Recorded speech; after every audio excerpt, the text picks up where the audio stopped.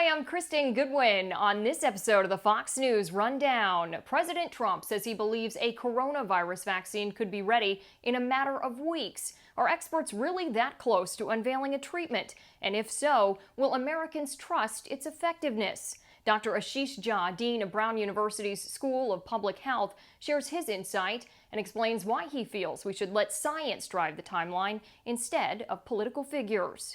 And Republicans currently run the Senate, but the party will need to defend 23 seats this election cycle compared to 12 Senate Democrats who are up for re-election. Tom Bevan, the co-founder and president of RealClearPolitics, discusses the most contested races and how much of a role he thinks President Trump's popularity will play when it comes to the control of Congress.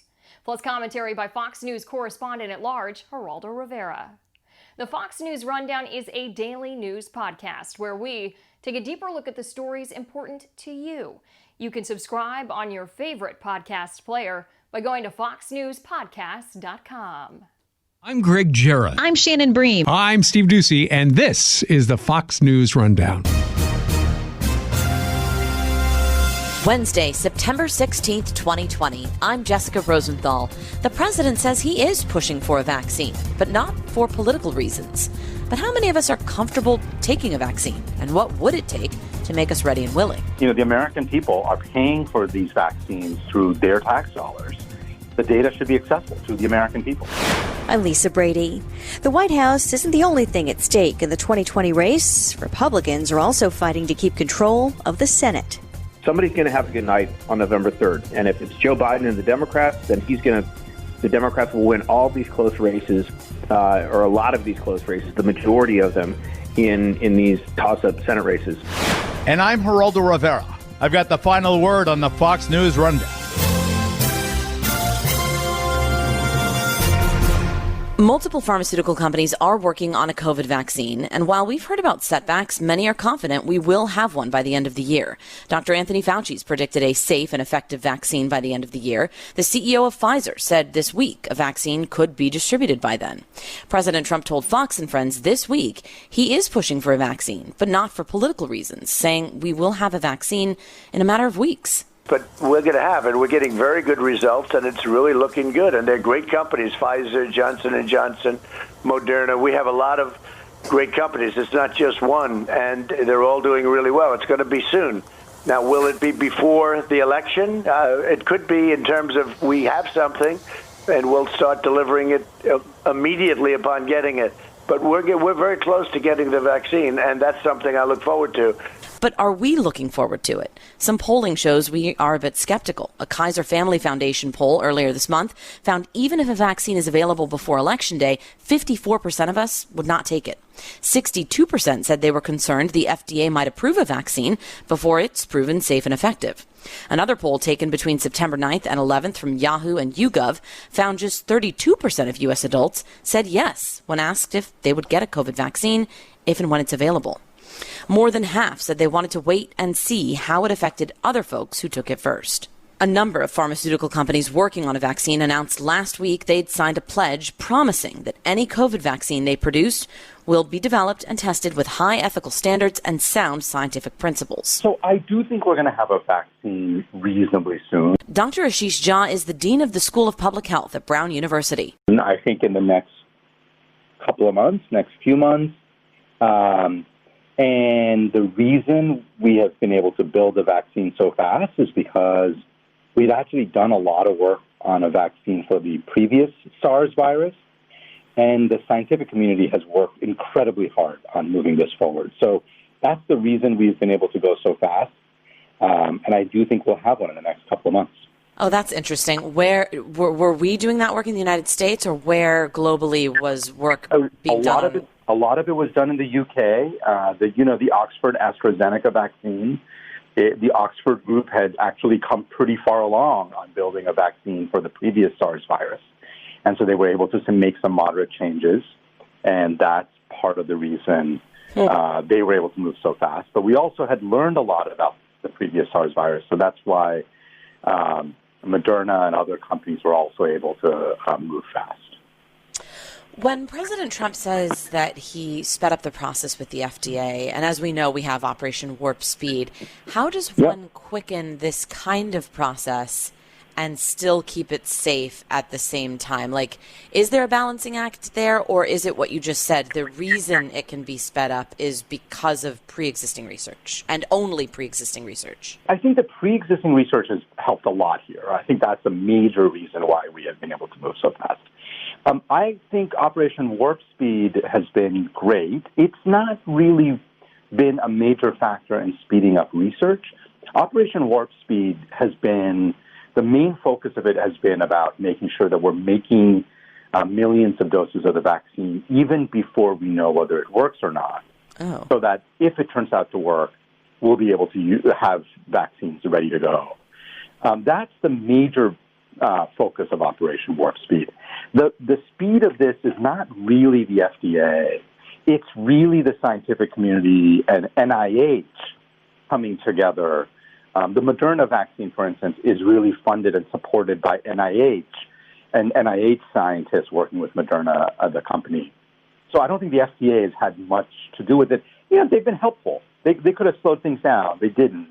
But they are not the main reason why we've been able to move so fast. Doctors with the National Institutes of Health have come out to say they're concerned about the AstraZeneca trial in particular. I guess an unnamed patient had severe inflammation of the spinal cord and is no longer hospitalized, but I guess the injury was big enough that they stopped the trial briefly, right? Yep. Yeah. So we did see last week a pausing of the Oxford AstraZeneca trial because of spinal inflammation. We think that's what it was. And now they have restarted it in the UK, but as of at least today, they have not restarted it in the United States. My biggest point on all of this is we need a lot more transparency and openness about what happened. I mean, I don't need to know the patient's name, but we all need to know what happened, what were the details, why was it paused, what was the decision to restart it. Only that kind of openness and transparency, I think, will help people feel confident about the vaccine. Right now, the companies have not been forthcoming with that kind of information, and I think it's really, I think it's going to make it harder for people to trust the vaccine if we don't have that transparency. Yeah, I mean, speaking of that, are you worried by polling that shows many Americans are, in fact, pretty skeptical of a vaccine, especially one that seems, rushed? I mean, of course, a lot of us want one in theory, but it almost seems like if one's available too soon, it could backfire. Because no one really wants to be among the first outside of the trials to take it, it sounds like. Yeah, so this is why we've got to do this carefully. We have a long track record of building safe and effective vaccines. And this is why I have been arguing that as much as I desperately want a vaccine and I'm enthusiastic and actually pretty optimistic we're going to have one soon, we've got to let the science drive the timeline. So it is not helpful when politicians are saying things like, oh, we'll have one by Election Day. I'm like, why Election Day? I mean, I understand why Election Day, but That's not the scientific timeline. The science doesn't care about Election Day. We've got to do it right, and we've got to do it safely. And my feeling is, if that's ready if a safe, effective vaccine is ready by Election Day, great. If it's December, fine. We just got to do it right. And I don't like it when politicians or even company CEOs start predicting exactly which date the vaccine will be ready. The science doesn't work that way. Science works at its own pace. Even if you're going really fast, no one can perfectly predict when the vaccine will be safe and effective. And I wish we would just let the process play out. Well, and speaking of politics, the Democratic vice presidential nominee Kamala Harris said this month she would not take a vaccine on the president's word alone. But more significantly, she said she believes that the scientists will not get the last word on a vaccine, that they will be, quote, muzzled or sidelined. However you feel about this president, is that even possible? I mean, we have a whole process in place to approve and market medicines and vaccines in this country, right? We do. And, we have a long tradition, bipartisan tradition of FDA, CDC being nonpartisan organizations that, we let them do their job. We let the scientists do their job. And FDA scientists are some of the best scientists in the world. And so the issue is, I think, what happened with convalescent plasma really shook the medical community. Watching Steve Hahn stand up and say the things that he did when we know that that's not what the data showed. I think really made people very, very worried. So I've been talking to a lot of physician friends, people who are not political, who basically are saying, can I still trust the FDA?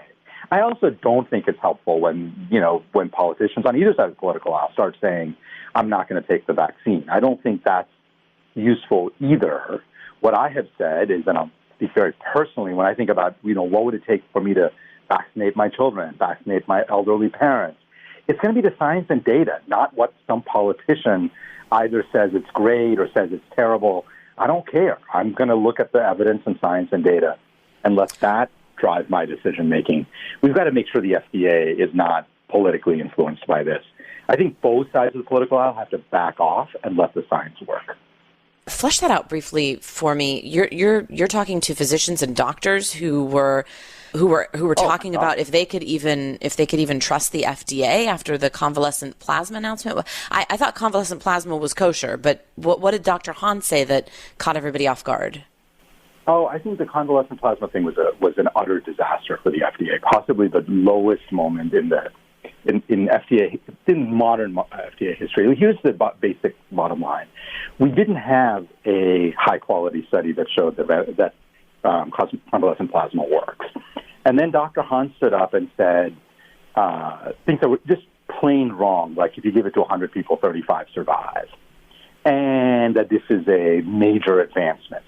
It's not. And those of us who actually practice medicine, I think, could look at that and look at the data and say, what are you talking about? And that was the reaction across much of the medical community. And really, because the FDA has always been such a gold standard, they always are the careful ones, the thoughtful ones, the well-balanced. I think Steve Hahn did himself and the agency enormous harm.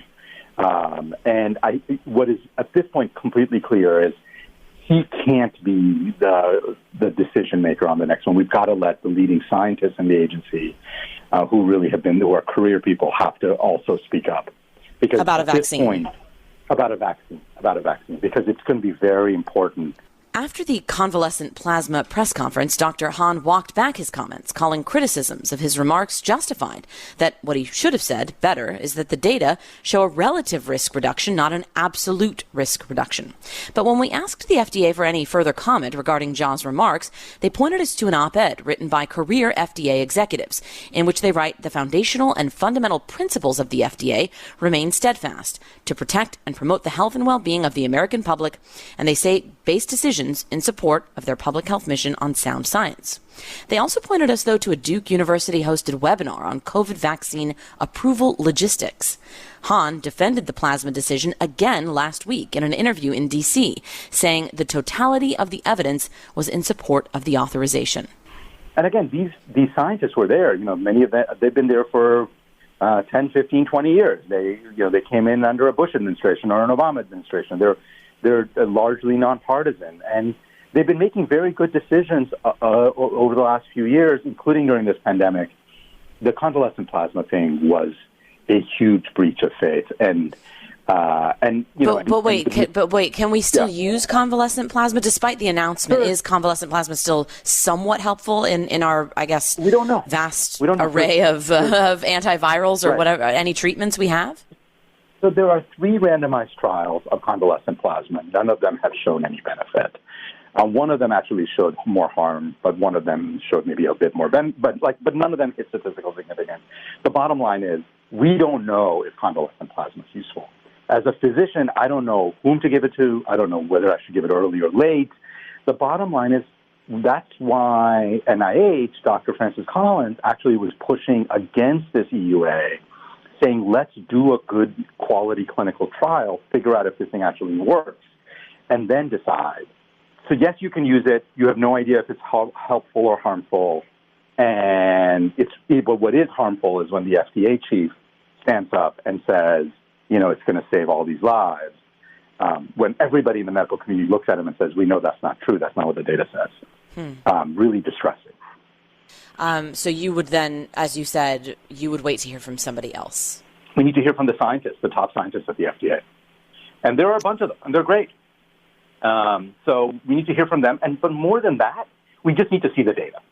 The data should be made publicly available. My take is the American people are paying for these vaccines through their tax dollars. The data should be accessible to the American people. Dr. Ashish Jha, thank you so much for your time. All right. Be well. Bye-bye.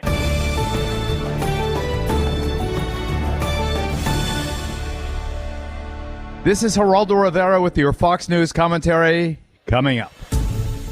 The presidential race gets most of the attention, but there's also a battle underway for control of the U.S. Senate. Well, I think the American people should know what it means if the Senate shifts control.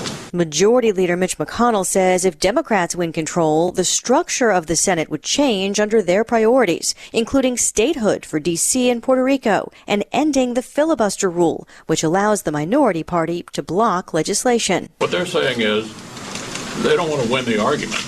They want to change the rules in order to guarantee the outcome. And I think the American people need to be aware of that before they vote. After Democrats took back control of the House in the 2018 midterms, McConnell started calling himself the Grim Reaper, vowing to kill any socialist agenda.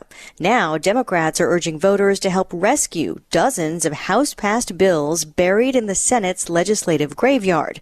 Minority Leader Chuck Schumer frequently railing against not only McConnell's leadership, but also the president. This man has no knowledge about anything. In several tight Senate races especially, a lot is riding on what happens at the top of the ticket. There's not a lot of split ticket voting that goes on anymore. Tom Bevan is co-founder and president of RealClearPolitics. If you look at the polling data, you will find, particularly on the Republican side, that a lot of these Senate candidates are tied very tightly to Trump. When his numbers go up a couple of points in the state, their numbers go up a couple of points. When his numbers go down, their numbers go down. And so I think it's, for better or worse, I think all these candidates, particularly the Republican candidates, since Donald Trump is the incumbent running for re-election, their fate is going to really be tied to whether he's able to win these, states that are these battleground states that are going to be, probably pretty close. And if he's able to do that, they will probably end up, he'll end up dragging them across the finish line as well. Now, there's a Wall Street Journal report that in most TV ads, at least, for House and Senate candidates, they're not mentioning the president on either side. So Republicans tending to steer clear if those ads could reach voters in swing states, and then Democrats sticking with policy arguments, which isn't really what Joe Biden has been doing. He's been attacking the president. Right. And I think that is a real tell for both sides, right? In a state like Maine or Colorado, where you have Republican incumbents that are in bluish states, and they don't want to talk about Donald Trump as much as they want to sort of keep the race localized. And Democrats, a lot of them are running around issues like healthcare, which is what Democrats had such success on in 2018 at the House level. But I do think, look, there's a certain part of the Democratic base that is motivated by, and we've seen this in the polling data, right, negative partisanship. They're not super excited to turn out and vote for Joe Biden, but they are motivated to turn out and vote against Donald Trump. And so you get these Democratic Senate candidates that are trying to harness that. But they also, I think, recognize that that's not going to be enough for them. They're going to have to also run on some real policy, forward-looking policy prescriptions and visions that will bring in the independent voters and swing voters. I have in front of me the RealClearPolitics map, which I encourage everyone to look at, on the battle for the Senate. And you've got 6 Senate races listed as toss-ups. You mentioned one of them already in Maine, where the Republican incumbent is Susan Collins, known for sometimes splitting with the president, but also known for backing him up sometimes on some key issues, like the Brett Kavanaugh nomination to the U.S. Supreme Court springs to mind. You've also got Michigan, there's a race there, but that's one of the battleground states in the presidential race too. North Carolina, also a battleground in the presidential race. Then you've got Montana, a race in Georgia, and then Iowa. And I'm wondering if that one, for example, is a surprise to you, with Senator Joni Ernst maybe not a shoo-in in a state where the president did so well 4 years ago. part of the problem is that we don't have a lot of polling data in some of these races, particularly while a state like Florida, North Carolina is getting polled a ton at the presidential level, so we have a lot of Senate polls there as well. Iowa's not a place that is really getting polled at all. So if you look at our polling data there, you've only got the last poll, which showed Joni Ernst up 1 point over her challenger, Teresa Greenfield, was taken the last 2 days of July and first 3 days of August. So we've gone basically 6 weeks or so without a single poll in Iowa. So, but the polling data does show that race tight. And I think that is for a state that Trump won, Joni Ernst won in 2014 by 8.5 points. Donald Trump won Iowa by, I think, 9 points or so in 2016. It is surprising to see her struggling as much as she is. Some of the other races that you mentioned, it's much easier to see why someone like Cory Gardner or Susan Collins, Tom Tillis are in the kind of races that they're in.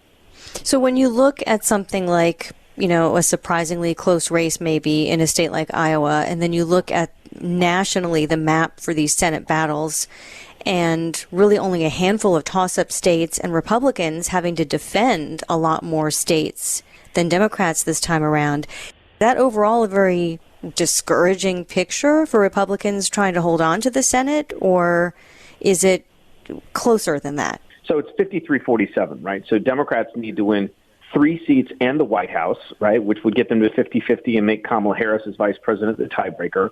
Or if they don't win the White House, they would need to have a net gain of 4 seats. And the problem for them is Alabama, where Doug Jones is sort of the, accidental senator running for re-election in a deeply, deeply red state.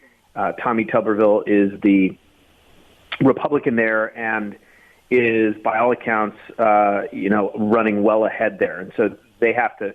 So that's a net loss for the Democrats. So they have to make that up. Now, if you go to, we have a feature on our site called the No Toss-Up function, Senate No Toss-Up, and if you click on that, it'll allocate all the states based on where the polls are right now. And given the fact that, as I mentioned, Iowa, the Democrat is leading there by 0.3 of 1 percentage point, that race goes to the Democrats.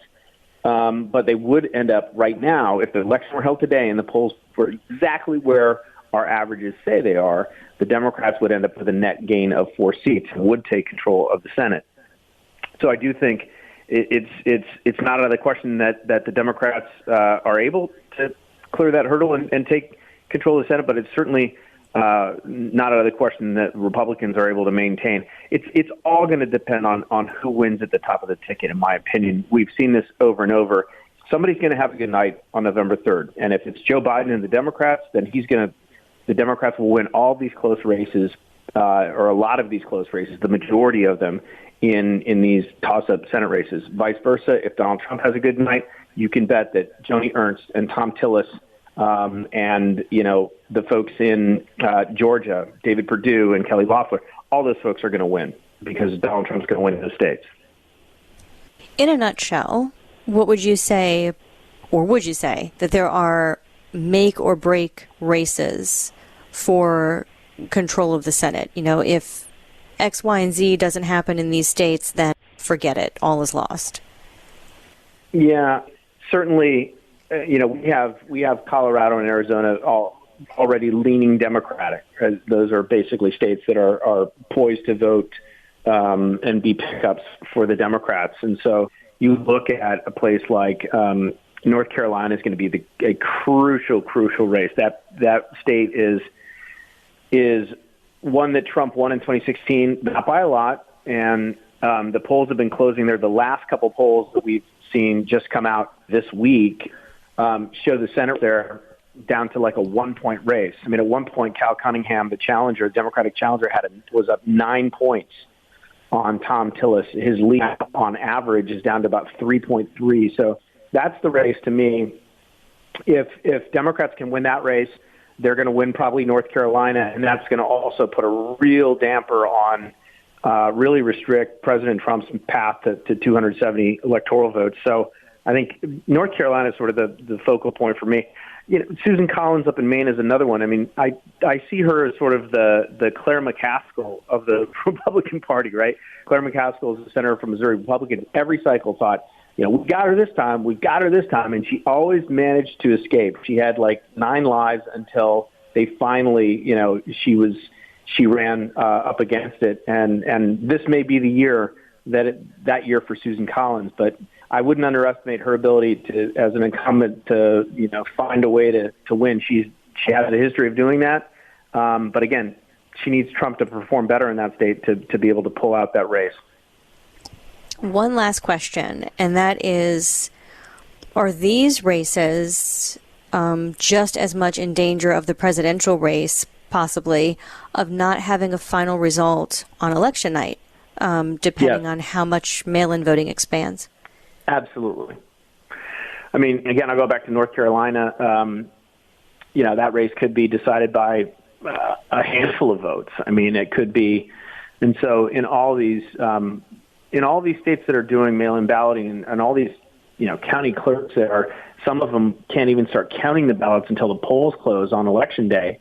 We're absolutely going to see at the House level, at the Senate level, at the presidential level, this counting that'll go on 2 days, 3 days, a week after. Now, again, if the Democrats have a great night and they sweep all these states, we might know everything on election night. But if it is close, and I suspect it's going to be close given on where things are headed, then, we could be not knowing who has control of the Senate for days or weeks. And it will be the same in terms of knowing who's going to end up being president. Well, we're in the home stretch, I guess you could say, one way or the other at this point. Tom Bevan, president of Real Clear Politics, thank you so much for your time. You bet.